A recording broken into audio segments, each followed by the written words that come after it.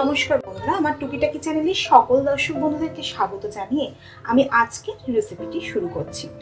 আমি এখন 500 চিকেন নিয়ে নিয়েছি আর সেই চিকেন দিয়ে আজকে বানিয়ে ফেলবো চিকেন রেজালা।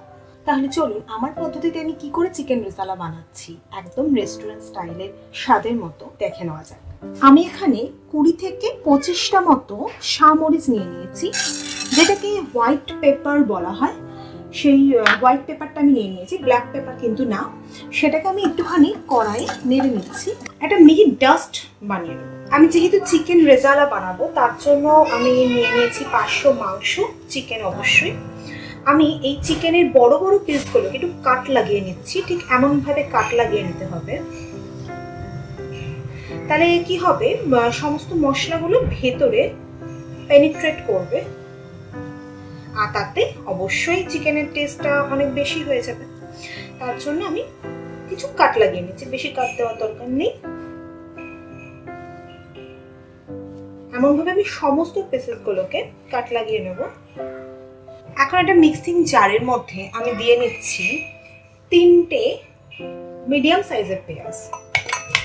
3টে পেঁয়াজই আমার যথেষ্ট 500 থেকে 600 মাংসের জন্য। দিয়ে দিচ্ছি একটা 2 ইঞ্চি মতো আদা, দিয়ে দিচ্ছি 2-3টে কাঁচা লঙ্কা। বেশি লঙ্কা দেওয়ার প্রয়োজন পড়ে না, চিকেন রেজালা খুব একটা ঝাল ঝাল হয় না। তবুও যদি আপনাদের ঝালের টেস্টটা বেশি ভালো লাগে তাহলে আপনারা অবশ্যই দিয়ে নেবেন। দিয়ে নিচ্ছি 10 থেকে 12টা মতো রসুনের কোয়া।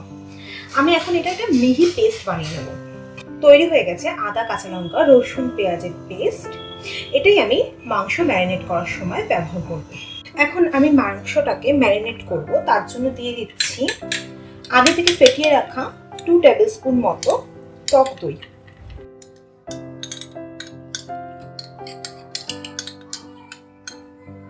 দিয়ে দিচ্ছি আদা, রসুন, পেঁয়াজ, কাঁচা লঙ্কার যে পেস্টটা সেটা আমি পুরোটাই দিয়ে দিচ্ছি। দিয়ে দিচ্ছি যে হোয়াইট পেপারটা আমি গুঁড়ো করে রেখেছিলাম একদম ডাস্ট করে, সেটা 2 টেবিল স্পুন মতো। আর দিয়ে দিচ্ছি পরিমাণ অনুযায়ী লবণ। আমি এখানে 2 টেবিল স্পুন মতোই লবণ ব্যবহার করছি। খুব ভালো করে হাতটাকে পরিষ্কার করে নিয়ে আমি এখন হাত দিয়েই সমস্ত মশলাগুলোকে ভালো করে মাংসের গায়ে মাখিয়ে নিচ্ছি। যে যতক্ষণ বেশি মাংস ম্যারিনেট করে রাখতে পারবেন তত বেশি টেস্ট আসবে, এটাতে তো বলার প্রয়োজন নেই। আর আমি মোটামুটি 1.5 থেকে 2 ঘন্টা মতো, আমার হাতে যেহেতু সময় কম আছে, আমি 1.5 থেকে 2 ঘন্টা মতো এটা ম্যারিনেট করে রাখবো। মাংসের গায়ে মশলাটা ঘষে ঘষে মাখিয়ে নিলাম। এবার এটা আমি ঢাকা রেখে 1.5 থেকে 2 ঘন্টা পর ফিরে আসছি। ফিরে এসেছি 1.5 থেকে 2 ঘন্টা পর। আমি এখন কড়াইয়ে দিয়ে দিচ্ছি 3 টেবিল স্পুন মতো সাদা তেল। এই রান্নাটা কিন্তু সর্ষের তেল বা অন্যান্য কোনো তেলে, রাইস ব্র্যান অয়েল এসবে কিন্তু করা যাবে না, এটা একদম সানফ্লাওয়ার অয়েলেই করতে হবে। সাদা তেল বেসিক্যালি যেটা হয় তাতেই করতে হবে। আমি দিয়ে দিয়েছি 3 to 4 টেবিল স্পুন মতো সাদা তেল। আর দেব 1 টেবিল স্পুন মতো ঘি। খুব ভালোভাবে ঘি আর তেলটা গরম হয়ে যাবে। ঘিটা ভালোভাবে মেল্ট হয়ে গেলে আমি দিয়ে দিচ্ছি একটা তেজপাতা। আর দিচ্ছি 3-4টে লবঙ্গ, একটা বড় এলাচ, 3-4টে ছোট এলাচ, একটা জয়িত্রীর ফুল, একটা দারচিনি স্টিক আর কিছু গোলমরিচ। এগুলো আমি সব দিয়ে দিলাম। আমার মশলাগুলোকে বেশ ভালোভাবে ফ্রাই করা হয়ে গেছে কয়েক মিনিট ধরে। আর মশলাগুলোকে 30 সেকেন্ড ধরে একটুখানি ভাজা ভাজা করা হয়ে গেছে। আমি এখন আগে থেকে ম্যারিনেট করে রাখা যে মাংসটা সেটা দিয়ে দেব। দিয়ে দিচ্ছি ম্যারিনেট করে রাখা মাংস।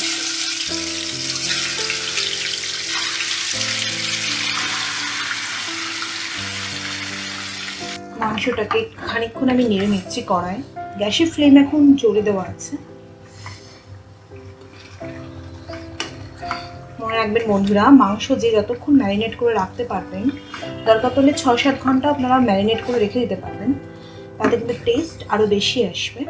আমি কিন্তু মোটে 1.5 থেকে 2 ঘন্টা মতোই ম্যারিনেট করার টাইম পেয়েছি। যেহেতু চিকেন রেজালা একটু হোয়াইট হোয়াইট দেখতে হয়, একেবারেই হোয়াইট হয়, একটু না পুরোটাই হোয়াইট হয়, সেজন্য আমি এখানে কিন্তু কোনো হলুদ ব্যবহার করব না, আর জল ব্যবহার করারও কোনো প্রয়োজন নেই। খানিকক্ষণের মধ্যে আপনারা দেখতে পারবেন যে প্রচুর জল চিকেন থেকে বেরিয়ে গেছে। চিকেনটা একটু রান্না হোক, ততক্ষণ আপনাদেরকে দেখিয়ে দিই আমি আর কি মশলা এই রান্নায় ব্যবহার করব। আমি ব্যবহার করব কিছু পোস্ত দানা।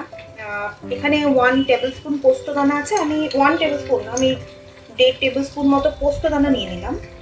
আর দিয়ে দিচ্ছি 10 থেকে 12টা কাজু বাদাম। এটা ভাঙা কাজু আছে।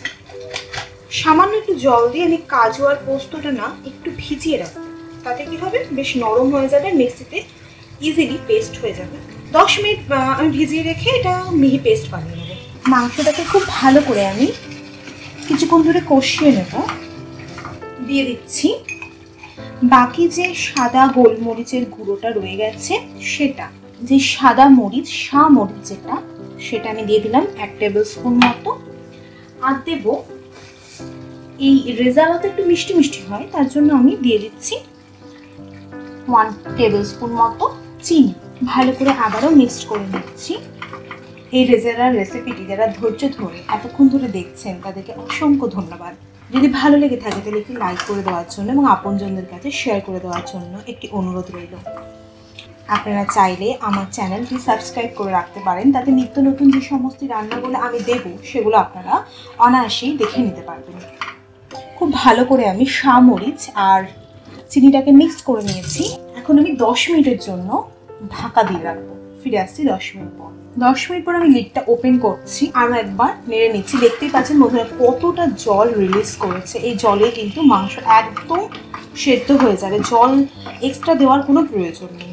আর জল দিলে কিন্তু চিকেন রেজালার টেস্টটাও ডিফারেন্ট হয়ে যায়। 1 ফোঁটা জল কিন্তু এই রান্না অনেকটা চেঞ্জ করে দিতে পারে।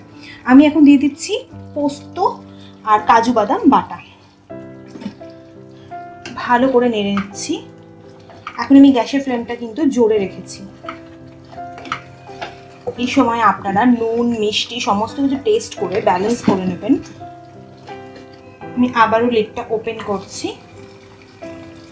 দেখুন বন্ধুরা কতটা জল রিলিজ করেছে। আমি কিন্তু আর লিড লাগাবো না। এখন আমি দেখে নেব মাংসটা প্রপার সেদ্ধ হয়েছে কিনা। মাংস সেদ্ধ হতে এখনো মোটামুটি 10 মিনিট লেগে যাবে। এখন আমি দিয়ে দিচ্ছি কিছু মাখানা। আপনারা যারা এই মাখানা ব্যবহার না করতে চান তারা নাও করতে পারেন, কিন্তু রেস্টুরেন্ট বা হোটেলগুলিতে কিন্তু চিকেন রেজালা, প্রপার যে চিকেন রেজালা সেটাতে কিন্তু মাখানা ব্যবহার করা হয়। তাই আমি এক মুঠোর একটু বেশি মাখানা দিয়ে দিচ্ছি। ভালো করে মিক্সড করে নিচ্ছি। মাখানাটাও এর সাথে একটু জুসি হয়ে যাবে, তাই আমি আগে থাকতেই দিয়ে দিলাম। 10 মিনিট আগে থেকেই দিয়ে দিলাম। প্রায় 10 মিনিট ধরে চিকেন রেজালাটা আরও একটু কষেছে। Chicken rezala almost done. আমি এখন শেষে দুটো ইনগ্রিডিয়েন্টস দিয়ে দেবো, আর তারপরে কিন্তু লিডটা ঢাকা দিয়ে গ্যাস অফ করে দেবো। আমি এখন দিয়ে দিচ্ছি 1 টেবিল স্পুন মতো রোজ ওয়াটার। এগুলো মাস্ট, রোজ ওয়াটার আর ক্যারো ওয়াটার অবশ্যই মাস্ট, কারণ আমরা সবাই জানি এই চিকেন রেজালা টাইপ যে সমস্ত রান্নাগুলি, এগুলো কিন্তু, এটা দিয়ে দিচ্ছি কেওড়া জল। এই চিকেন রেজালা টাইপ যে রান্নাগুলি এগুলো কিন্তু শাহি রান্না, সেই জন্য এই চিকেন রেজালাতে একটু কেওড়া জল, একটু গোলাপ জল দিতেই হবে। এবার আমি লিডটা একদম ঢাকা দিয়ে দিচ্ছি যাতে সমস্ত স্মেলগুলো ভেতরেই থাকে। আমি গ্যাসের ফ্লেম অফ করে দিচ্ছি। আমার চিকেন রেজালা একদম রেডি। আমি জাস্ট সার্ভ করব, আর আপনারা ফটোতে তা দেখে নেবেন। আজকে তাহলে আসি বন্ধুরা।